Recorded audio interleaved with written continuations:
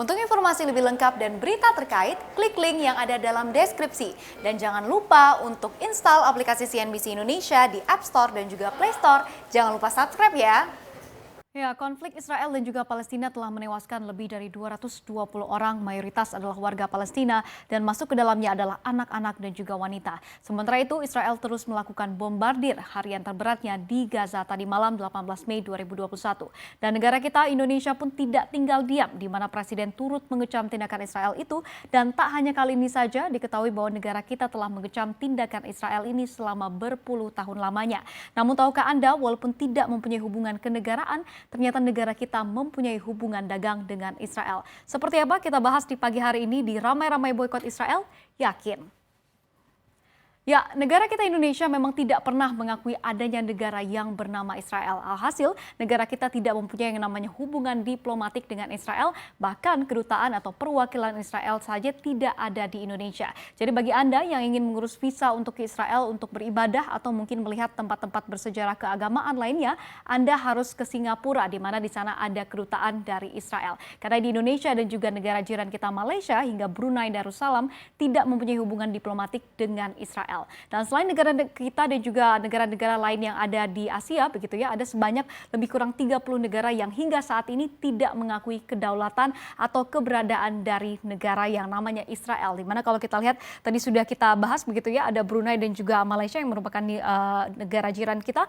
Lalu kemudian ada juga Bangladesh dan juga sejumlah negara di Timur Tengah yaitu Qatar, Irak, Kuwait hingga Arab Saudi yang semuanya ini tidak mengakui keberadaan dari Israel. Dan terkait dengan konflik yang tengah terjadi di Israel dan juga di Palestina saat ini, begitu ya, Indonesia tidak sendirian, melainkan bergabung dengan Malaysia dan juga Brunei dalam mengecam tindakan Israel melalui joint statement dengan Perdana Menteri Malaysia yaitu Muhyiddin Yassin dan juga Sultan Brunei yaitu Sultan Hassan Al-Bolkiah. Namun kita ketahui Israel saat ini mendapat backup begitu ya atau dukungan penuh oleh pihak Amerika Serikat yang mengatakan di sini bahwa Israel mempunyai hak untuk membela diri dari yang mereka namakan adalah serangan teroris, yakni kelompok pembela Palestina yaitu Hamas. Dan menurut Gedung Putih yaitu Joe Biden dan juga PM dari Israel yaitu Benjamin Netanyahu juga sepakat untuk tetap menjalin hubungan secara erat di hari-hari mendatang di samping menjaga konsultasi erat antara tim militer Amerika Serikat dan juga Israel.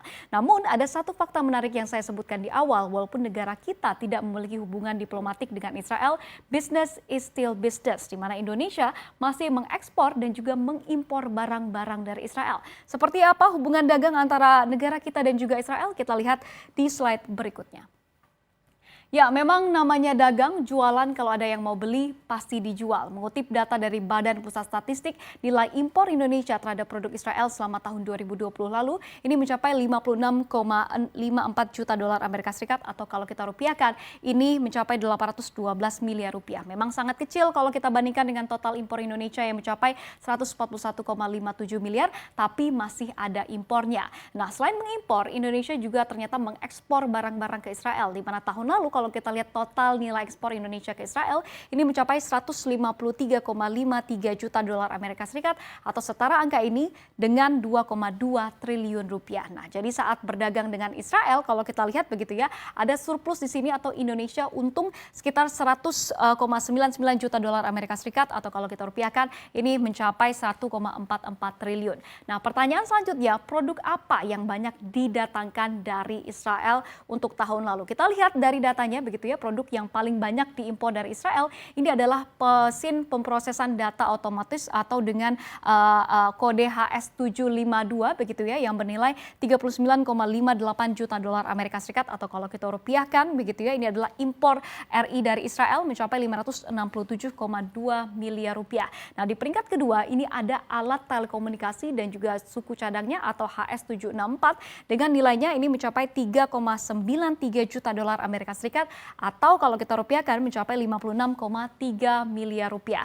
Nah, namun selain ini ada satu lagi fakta yang menarik. Selain mengimpor barang-barang ini, ternyata negara kita juga membeli alutsista atau peralatan militer dari Israel.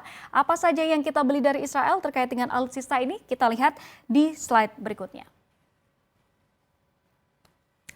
Ya, memang bisa kita katakan begitu ya bahwa Israel tidak bisa hidup tenang. Para tetangganya yaitu Suriah, Yordania, Mesir sampai dengan Arab Saudi ini semuanya mempunyai hubungan yang tidak harmonis dengan Israel. Nah, oleh karena itulah Israel harus melindungi diri dengan baik. Kalau tidak, para tetangga itu bisa saja menyerang Israel kapan saja.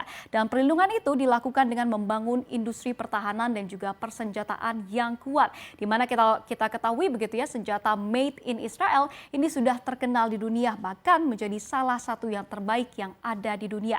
Dan mungkin senjata bikinan Israel yang paling ikonik ini adalah senapan Uzi, yaitu penciptanya kalau kita lihat begitu ya bernama Mayor Uziel Gal, yaitu seorang tentara yang bertempur saat perang tahun 1948. Lalu kemudian ada juga senapan Tavor begitu ya yang diperkenalkan di pertengahan tahun 1990-an. Dan senapan ini berukuran tidak terlalu besar, kompak dan juga cocok katanya digunakan untuk pertempuran kota. Nah, ternyata pun Indonesia juga tergiur begitu ya untuk mendatangkan senjata dari Israel. Dimana kalau kita lihat pada tahun 2020 lalu nilai impor senjata dan juga amunisinya begitu ya, atau kalau kita lihat dengan kodenya HS891 ini mencapai 1,33 juta dolar Amerika Serikat yang didatangkan dari Israel ke Indonesia kalau kita lihat datanya berdasarkan data Badan Pusat Statistik.